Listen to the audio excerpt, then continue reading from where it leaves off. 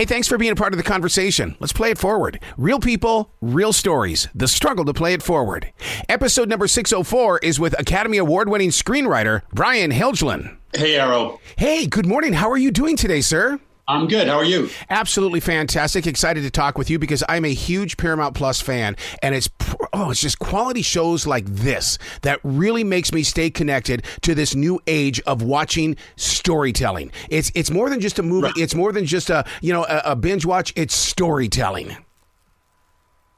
Yeah, no, it's great. It's you have a chance to kind of dig in and get to know the characters and get involved, in an audience. If you do your job right, audience should always feel involved and part of it, almost. Do you envision them while you're writing? Because in radio, we put pictures in front of us so that we know that we're talking with somebody, not to somebody, but with somebody. Yeah, I never write for a current actor unless they're involved from the start. But I sometimes write for dead actors. So I've written, sometimes I'm like, this has got to be Paul Newman and Burt Lancaster, and I do that. But I don't write for current people. One time I had a very much of a loner character, and I just looked on the internet till I found someone's face. I don't even know who they were. And I printed that out and that became the guy. And it just helped. I agree. Just to have a face to put it all to is very helpful. Well, I can't imagine where this story came from and how it landed inside your imagination, because I've never seen anything like this. Oh, no. Cool.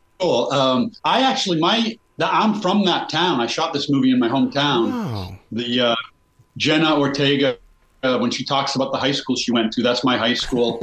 Her mom's house in the movie is about 3 blocks from my parents' house. And I went fishing my dad was a commercial fisherman, my grandfather, and I went fishing for a year and a half when I got out of college. And I wrote this script very soon after that, like 3 years after that. So I wrote the script when I was 28. And it didn't change it much. So it captured that time in my life very well.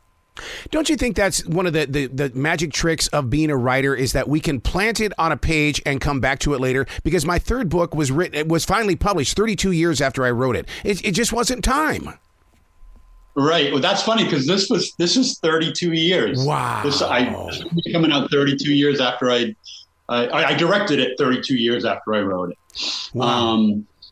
Yeah, it's just sort of some things, their time is not, for whatever reason, their time isn't their time when you do them.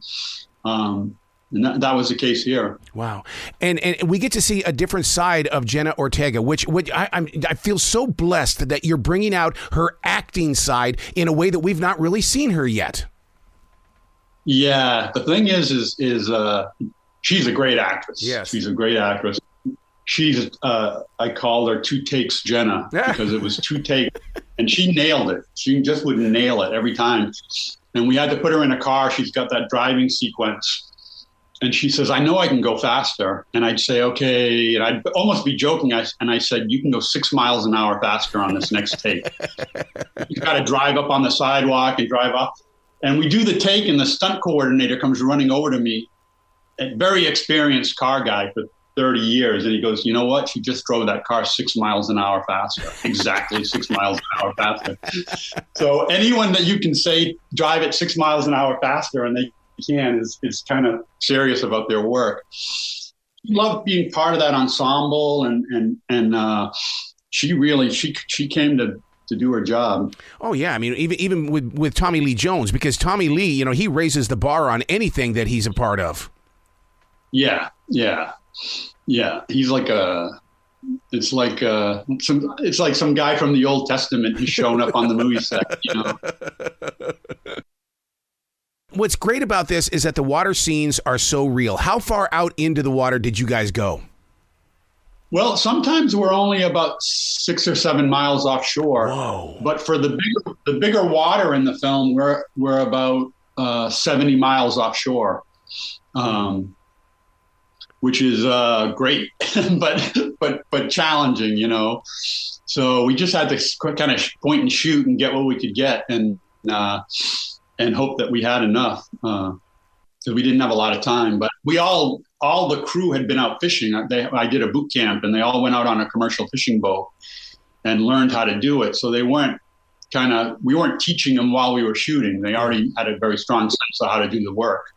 Wow. Yeah, because we've seen so many fishing shows from the East Coast where, with reality programming, but this right here brings the drama. It brings two brothers together. And of course, you got to put a crime family somewhere in there. And now all of a sudden it's like, oh my God, this right here is edge of the seat. Yeah. It's in some ways it's a family drama disguised as a crime movie, but what crime is great for in a film is that it puts everyone in a crucible. The characters, and there's no time to mess around because someone's pointing a gun at you, and it brings the truth out in the character very quick when things go wrong like that. So you get all this family drama going, and you can accelerate it all and get to the end, get to the point of it all, because the crime element forces everybody to sort of be truthful about things in a way. Wow.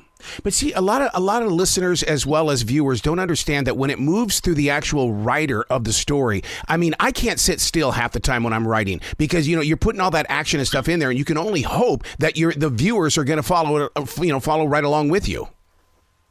Yeah. I mean, I think it's one of the difficult things I find today is that the studios want everything so spelled out, as opposed to the audience figuring it out. And the audience is really, I think, much smarter. I trust the audience quite a bit. I trust the audience more than I trust people that are in my profession in a way.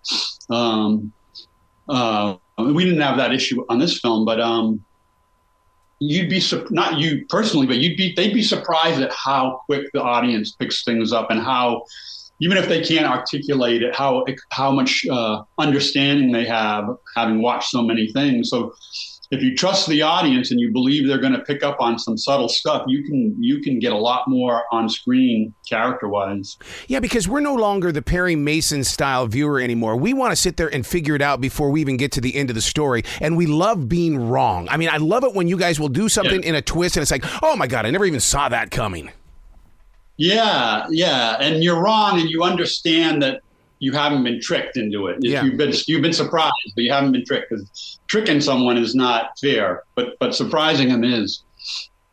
Are we going to see more movies like this? Because, I mean, I just love the way that first of all, I'm probably going to use the wrong words. I love the texture of this, and because of where it's at and how the story is told. And it's like, I want that texture to be not like anything else. Yeah, I mean, I think a responsibility of a movie is to take you someplace you can't go in your own life. Right. And that could be outer space, it could be medieval times, but it could also be the deck of a fishing boat. And no one in the audience is ever going to be a commercial fisherman unless you're a commercial fisherman. And the movie has a responsibility to take you there. And that's also who these people are. It's very much intrinsic in their character. So taking you there is making you understand them by a way. Then no one has to make a speech about what it's like to be a commercial fisherman, because you're watching them do it. Yeah, because it definitely feels like that I'm stepping into your story, and you've given me that invitation, so I'm not sitting there thinking that I snuck into something. Right. Yeah. Oh my God, it's brilliant. It's going to be water cooler conversation, and I swear that fishermen are going to sit there and say, well, I guarantee when they go out on a boat again on the East Coast or even the West Coast, they're going to think of this movie. Yeah, no. When next time you order scallops in a restaurant, you'll know where they came from. That is so true. Well, you've got to come back to this show anytime in the future. The door is always going to be open for you. All right, thank you. Be brilliant today, okay? I will. I will. Thank you very much. Bye.